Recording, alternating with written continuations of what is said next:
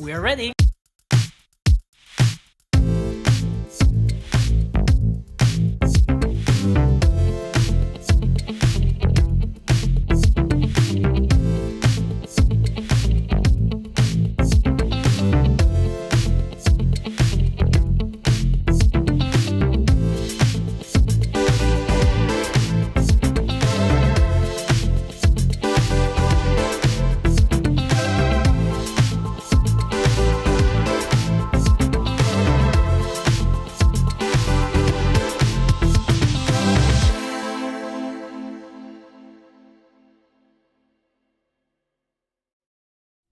A number of years ago, back in 2006, our oldest son, he wasn't even 2 yet, and we didn't have the other 2 yet.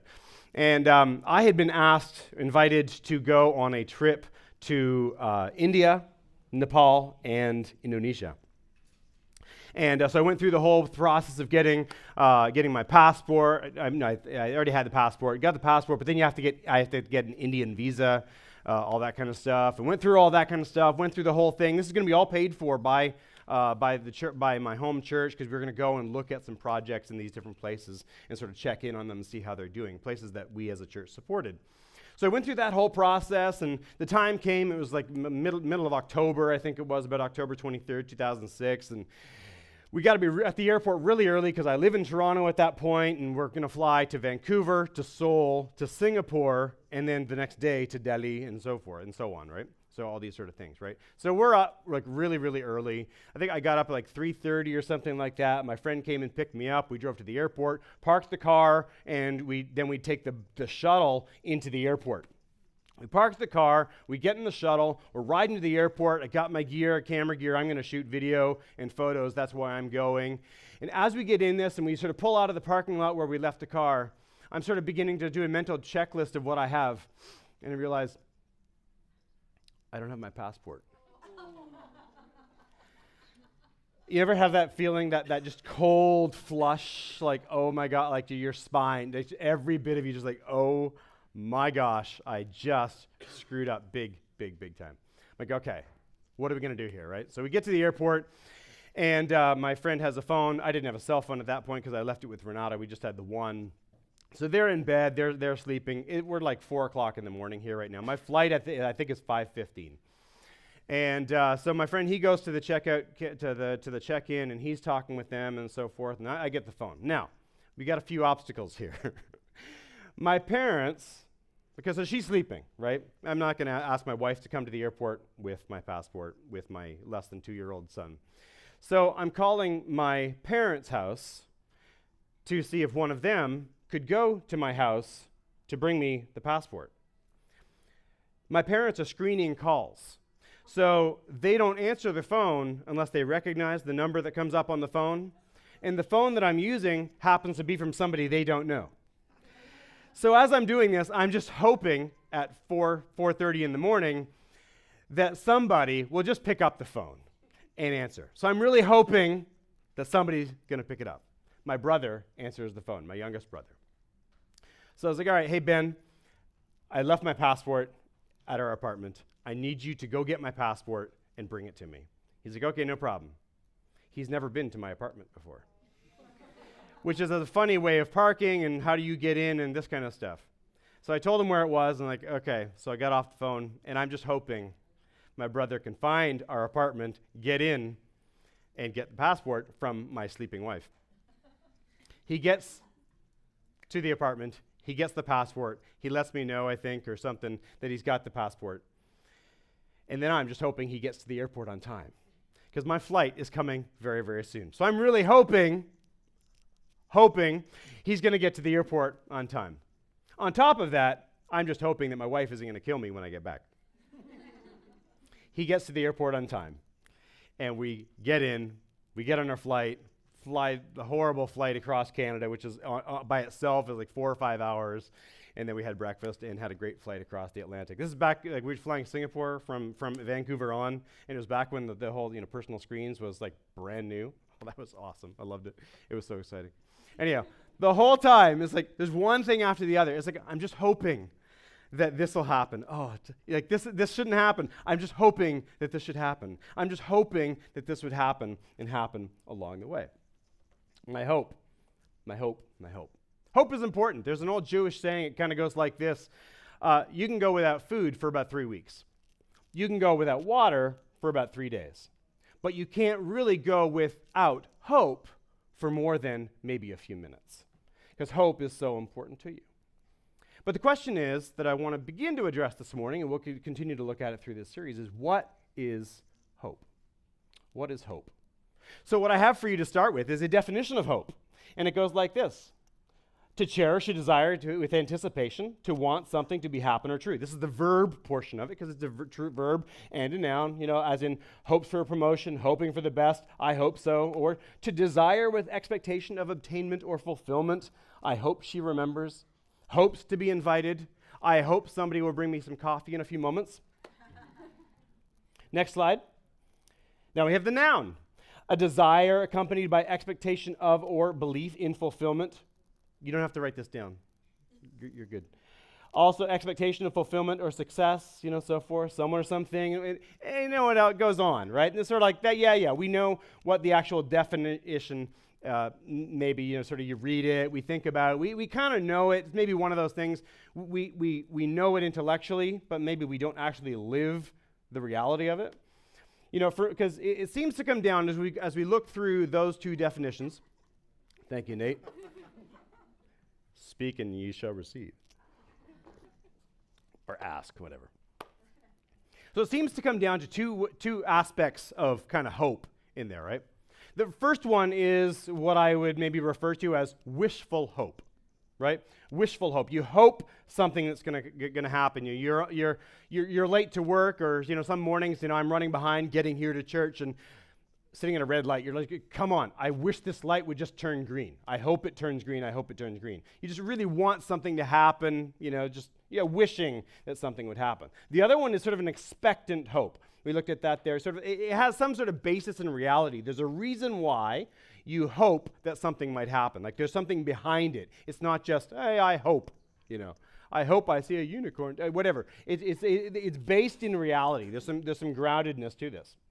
But what I think is for many people, what we think is hope and the way that we live it is actually just wishing.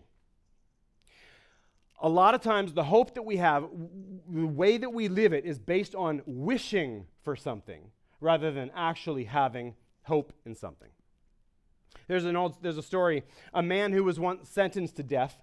He obtained a reprieve by assuring the king that he would teach his majesty's horse to fly within a year, on the condition that if he didn't succeed, he would be put to death at the end of the year. Within a year, the man explained later, the king may die, or I may die, or the horse may die. Furthermore, in a year, who knows, maybe the horse will learn to fly. Hope. Hope for no real reason. But hope is not sort of unbased optimism, right? Optimism, to look at it in a negative light, to drive my wife a little crazy, the negative. Optimism is often a false hope. We think of this sort of as a hope in something, but really what we're doing, we're hoping for something that we know that really shouldn't be maybe true. And really, I think what's happening there is we're thinking of positive psychology, like just positive thinking positively as optimism. But these aren't really, or as hope. These really aren't the same thing. They're different. Optimism is not a bad thing. It's far better than pessimism. If you've ever been around a pessimist, oh my gosh. They're soul-sucking and draining, right? Hope is depending on something. We all put our hope in something. Whether we know it or not, whether we want to or not, every single one of us, as long as we're breathing, we put our hope in something. Let's think about this for a second. What do you put your hope in? If you were to really think about this for a second, what do you put your hope in? Some of us, we maybe put our hope in politics, hoping that something might change, or a certain person gets elected and therefore this changes and this changes. Of course, it never really does it? Our career, if we just progress through our career, maybe that'll be, then we'll be okay. We just put our hopes in that. Maybe you just put yourself in yourself. It's like, I can do this. I don't need any help. I got this. I'm strong enough. I'm in control. I got this. For some of you, maybe it's your mom. You put your hope in your mom because maybe that's just your mom is really good at taking care of things for you. I don't know. Maybe that's it. Maybe you put your hope in the government, maybe your boss. Maybe you put your hope in pleasure because pleasure makes everything else feel good. It sort of makes up for a lot of other things. Or maybe you're putting hope in another relationship besides one of those. We play this sort of if-only game. If only I had this. Man, I'd be fulfilled. Sort of like the Jerry Maguire, you complete me. We look at something and we think of it as, oh, this completes me. Like that's all I need. This is all I need. I don't need anything else. I just need this one thing and then I'm complete. And we just sort of play the if only game. If only. But what does hope do for us? I think hope for us, what it does for us, is actually keeps us moving forward. I think you probably agree with that. It's the thing that it gets us out of bed in the morning. If you don't feel that you have hope, if you haven't put your hope in something, chances are you're lying on your back depressed, curled up in a fetal position maybe. That's just sort of what happens when you don't have hope. We want hope so bad, and we'll put our hope in almost anything, and we are willing to lose our minds over simply obtaining hope. Unethical people will sell us hope because we're so desperate to have it. You've probably been sitting sometimes and you're watching TV, maybe late at night. I don't know if you have this kind of stuff where you're from. Some places late at night, yeah, you shouldn't even have the TV on. But other places, like they'll be trying to sell you stuff late at night, right? Sort of when you're alone, maybe you're a little bit emotional, maybe you're feeling a little lonely, and you see that thing on TV and you're like, yeah, I need that. 5 minutes ago, you didn't even know it existed, but now I need that. That's what I'm missing. That's what will complete me. Or you think of get-rich-quick schemes, whatever it might be. Maybe it's a real estate course online that you're going to sign up for, and they're going to show you how to make millions of dollars by next week in real estate. Or they're going to show you how to do this. All you have to do is invest in this and this and this, and you're just going to get rich so fast because it's going to be so easy, and you deserve it. You deserve it. Everybody else is getting it. Why not? Why shouldn't you have it? Everyone else is getting rich. Selling you hope to have the life you've always wanted. That's what they're doing. But many of us still experience a loss of hope. Hopelessness. Because a lot of these things, they really don't complete us. They don't fulfill us. They don't fill that need that we have. That thing that we need to put our hope in. It doesn't really work. A few years ago, Rick Warren, he's a pastor in Southern California, he was actually going to be preaching on hope, and he did some research and found got a list of, excuse me, about the maybe the most common reasons for people to feel hopeless. And it's kind of like this. You feel alone or abandoned. Can you bring that one up? Life seems out of control. You just don't know what's going on. You have no control of things, and we have a hard time when we don't have control over things, right? A lot of us, we want to have control over every aspect of our lives, and it drives us crazy, leaving us feeling hopeless if we don't. Life seems out of control. Slow down. You don't see a purpose in life. You don't feel as though your life has meaning. Maybe you're stuck in a place, and we'll touch that in a second too. You just feel the stuff that you're doing day in and day out, it doesn't really make a difference. It doesn't really matter.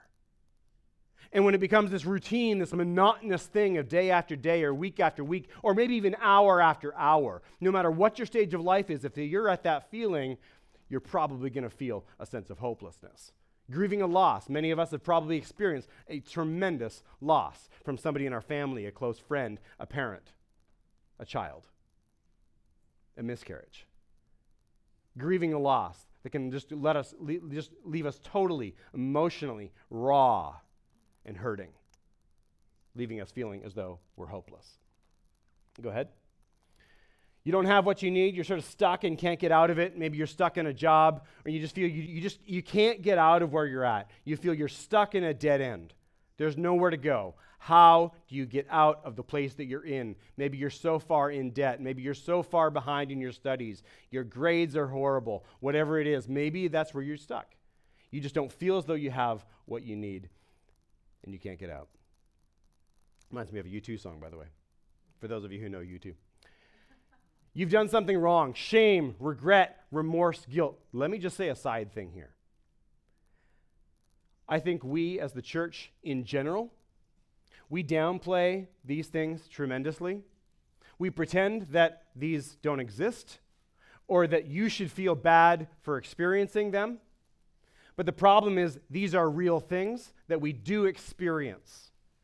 And the church is the place that we should come to be able to actually manage and live and work through these things with others who are being real and vulnerable and open and courageous. That's just a side. Next. You've been deeply wounded by someone. I don't think there's anybody here that wouldn't say that you haven't experienced that. Been deeply wounded by somebody. It could be anybody. Anybody who has some sort of emotional attachment to you in some way, even your boss, that you may not feel you have an emotional attachment. You're affected some way emotionally, psychologically, and so forth. You're pulled in the wrong direction. Just don't know really where to go. And you're hounded by fear. I think when you're hounded by fear, you can't even make a decision. It's like you're just terrified. I know I felt that sometimes, where I don't know what to do. I'm afraid if I make that decision, it's going to be wrong. If I make that decision, it's going to be wrong, and I'm just going to end up in a worse position than I'm in right now, when defeat looks certain. Hopeless. There's no way out. I'm nearly done. There's no way I can fix this. Defeat is certain. These are serious things. These are real serious things. These aren't the kind of things that we just say, all right, suck it up, buttercup.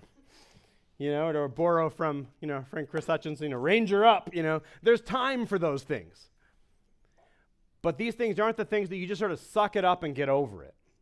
These are real, serious things that we want to be honest, we want to be open about and actually try to deal with. But wishful hope isn't going to help in these situations. Expectant hope might help focus you as you go through these. But I think that there's something better.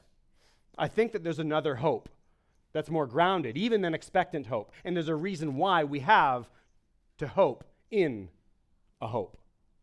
And we'll talk about this morning. So what I want to do is I want to read through a passage here, and then I'm going to go back through it and sort of talk about it, a little bit different from how I usually do it, but I'll read through the whole thing.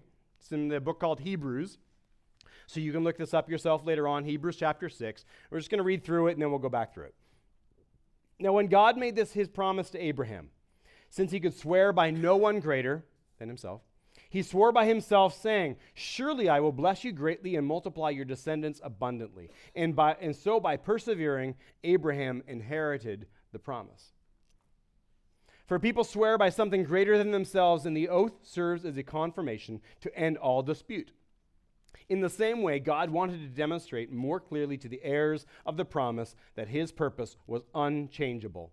And so he intervened with an oath, so that we who have found refuge in him may find strong encouragement to hold fast to the hope set before us through two unchangeable things, since it is impossible for God to lie. We have this hope as an anchor for the soul, sure and steadfast, which reaches inside behind the curtain, where Jesus, our forerunner, entered on our behalf, since he became a priest forever in the order of Melchizedek. Now, there's some stuff in there you're probably already like, what does that mean? So we'll talk a bit about that. Abraham, if you haven't heard of him before, way back, early Old Testament, and he is sort of what we use. You'll see this throughout Scripture, no matter where you read, especially even as you look through the New Testament. He is the classic example of faith being used, especially when it's talking with other Jews, with other Hebrews here. The classic example of faithful patience. He hung on to God's promises even when he had no idea what he said he would do. Now, Let me just tell you what the promise was, just in case, because I didn't have that in my notes. I realized, wait, they might not know what the promise was. So let me just sort of step back for a second. The promise to Abraham was that through him, God would bless the nations. God would bless all of humanity through him. God makes this promise to him, and at the time, he didn't even have any kids. It's like, okay, how's this going to happen, God? Like, I'm old. I got no kids. My wife is old. She hasn't got, we haven't had kids. Eventually, they do have a child named Isaac. Maybe you heard of him too. But it was through him, through this line, all the way down to Jesus, because Jesus was the promise, because it was through Jesus that all nations would be blessed. This was the promise that was being made. And Abraham at the time had no idea how this promise that God made to him was going to be fulfilled. It's like, are you kidding something? Like really? Like, how's this actually going to happen? So even in that, he had no idea how God would do what he said he would do, but he trusted him to actually do. Abraham knew, and we should know, that God means what he says. His promises are unbreakable, as they could possibly be, as we see right there. Watch this. When God says, surely I will bless you, if you got that up there, Agatha, surely I will bless you, what he's actually suggesting there is more like, if I don't bless you, then I can't be trusted. If I'm not going to come through for you now, you shouldn't trust me, and nor should anybody else ever trust me again. N.T. Wright, scholar, bishop, paraphrases it, basically says this. He's like, this is what Hebrews is saying there. It says, if I don't surely bless you, very English, may my name be mud forever. It's like, may I be nothing. May my reputation be destroyed for you if I don't come through and as I make this promise to you. So God made these promises to Abraham, then he swore an oath saying that he would keep them. So he makes the promises and then swears an oath, and this is what they were talking about with two unchangeable things, because God cannot lie. Neither of these things can be broken. Neither of these things is breakable. God himself is unchanging. His promises always stand because of that. Because he's unchanging, his promises must be filled. They are firm. They are fast. We maybe heard that term. What it means is just they are solid. They are trustworthy. They're firm. Now, we come to this term about having the anchor there. It's like, all ships, they have an anchor. When they go to sea, they have an anchor. If they didn't have one, they'd be in trouble. So they have to have an anchor on it. It's just sort of the nature of the sea that you must have an anchor. But then it says, the anchor behind the curtain. It's like, what? How does the anchor behind the curtain? But what he's doing here, the author of Hebrews, is he's mixing a couple metaphors. The anchor was, first of all, behind the curtain. The curtain represents what the Jewish people, they viewed this one place in all of the world, the Holy of Holies, in the temple in Jerusalem. The place behind it, behind the curtain, was considered by them to be the holiest place on earth. There was no place holier, and once a year, the high priest would go behind the curtain and meet with God and intercede to speak to him on their people's behalf. So this is the curtain that they're referring to. So going behind the curtain. But then you got this anchor behind the curtain. The anchor. Jesus being the high priest. They have that phrase there. So what he's talking about is Jesus being the high priest, going behind the curtain to intercede on our behalf. However, then you got this anchor thing mixed in. This sounds a little funny. But what it means is that Jesus is the anchor. And as long as we're on the other end holding to that tight, we're good. We are anchored in the presence of God. That we are not promised we are not promised that there won't be storms. In fact, we see this again and again through the New Testament. We see people that are experiencing storms that are close to God. We see Jesus himself in the middle of storms with his disciples. The fact that we're talking about an anchor implies that there will, in fact, be storms. But what we are promised is that we will be kept safe in the end. He is firm and secure. This is faith in God himself, not in faith for faith's sake. We're not having faith in faith. This isn't some sort of blind leap. What God's telling us here is that he can be trusted. We have a reason to place our hope in him. And we're going to talk more about what that looks like over the next number of weeks. But we have a reason to place faith in him because we are trusting in the character of God, who he says he is and who we know him to be through knowing Jesus. Because of Jesus, we have so much more data about God in terms of the written word and even the living word as John referred to Jesus.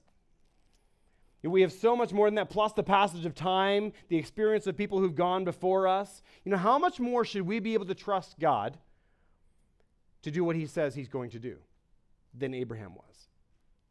How much more should we be able to do that? The Christian hope, when we talk about that, the Christian hope is not a vague sense that things will probably turn out right. That's just optimism based on sort of nothing going on there.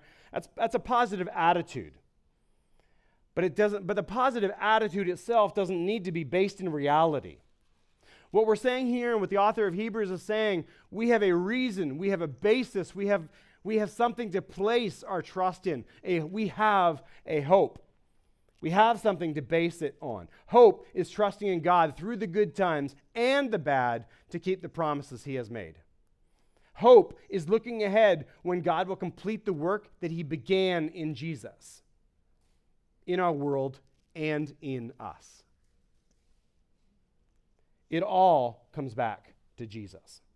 Jesus, the focal point of history. Who he said he was and what he did. Behold, he is making all things new. The Apostle Paul, he referred to it sort of this way.